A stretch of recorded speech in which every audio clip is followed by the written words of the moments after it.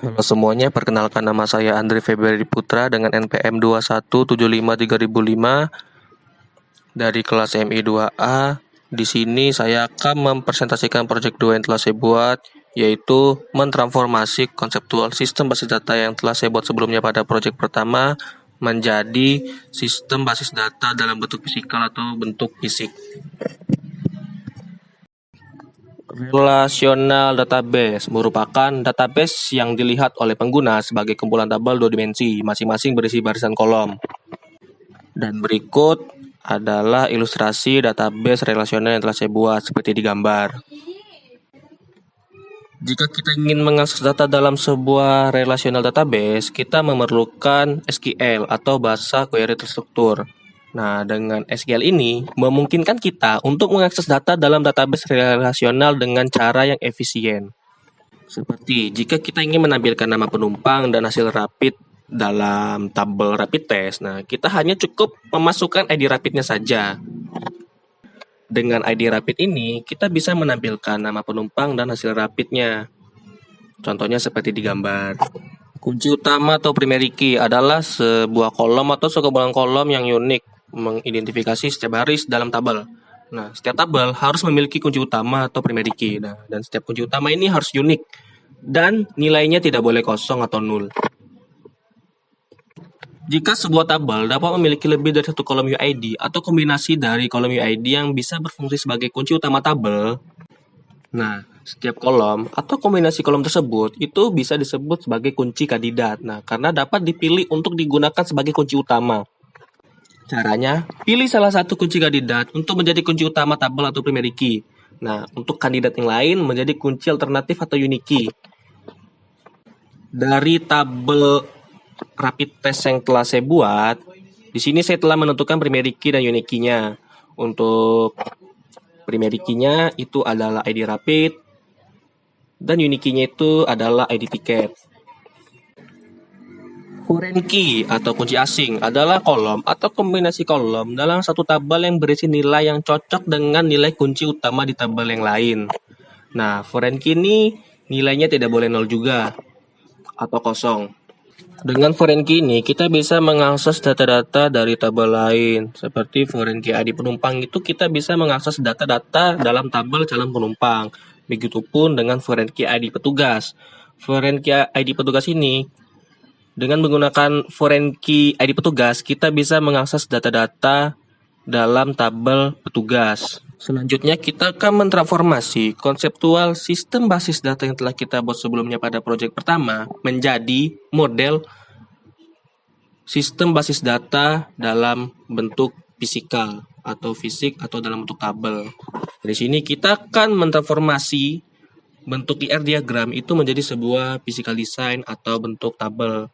Nah, dengan aturan entitas menjadi tabel, instan menjadi baris, atribut menjadi kolom, primary ID menjadi primary key, secondary ID menjadi unique key, dan relationship atau relasi menjadi foreign key. Dan berikut ini merupakan hasil transformasi konseptual basis data yang telah saya buat sebelumnya pada proyek pertama itu menjadi model fisikal atau bentuk tabel. Untuk tabel stasiun, nah tabel stasiun ini primary key-nya adalah ID stasiun yang merupakan yang sebelumnya ID stasiun itu merupakan primary ID dalam entitas stasiun. Kemudian ada nama stasiun dan alamat stasiun yang sebelumnya menjadi atribut wajib dalam entitas stasiun itu menjadi atribut wajib juga dengan opsionalitas bintang. Untuk entitas stasiun kan memiliki hubungan dengan entitas calon penumpang dan entitas tiket kereta. Nah, di sini untuk primary ID entitas calon penumpang dan juga entitas tiket kereta itu menjadi foreign key di dalam tabel stasiun.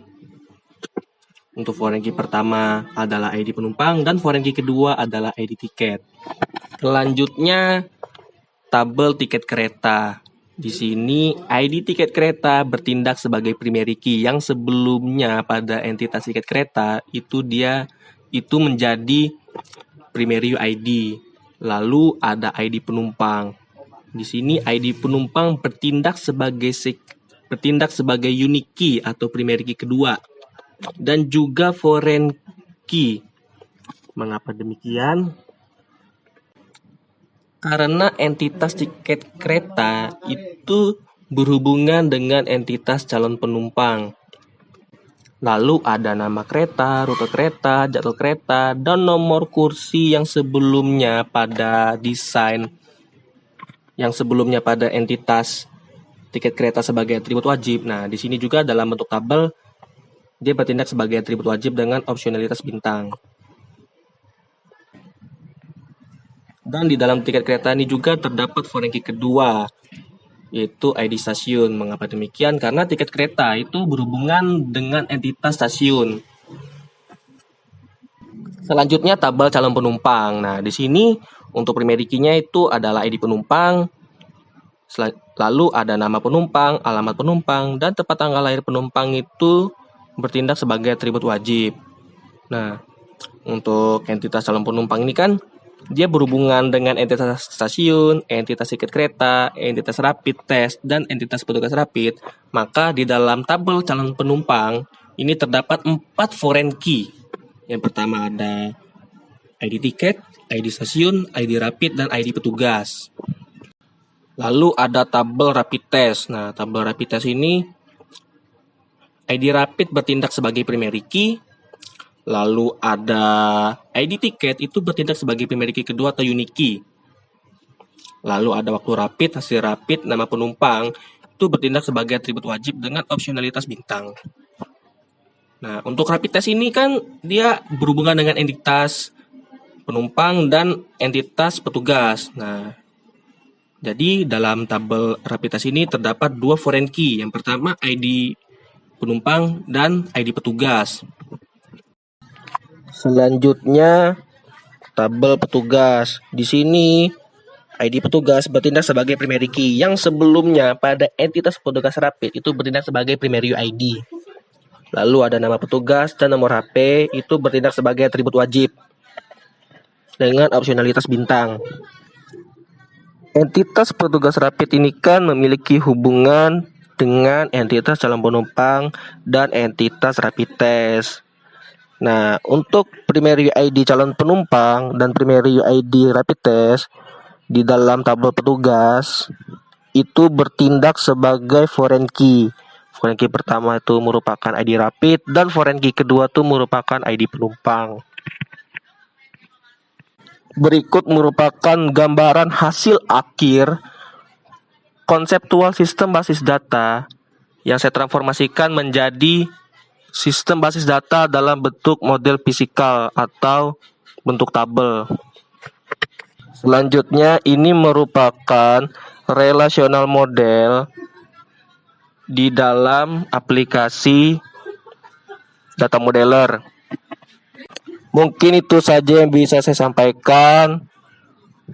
Dan maaf bila ada salah dalam penyampaian materi. Saya akhiri, sekian dan terima kasih.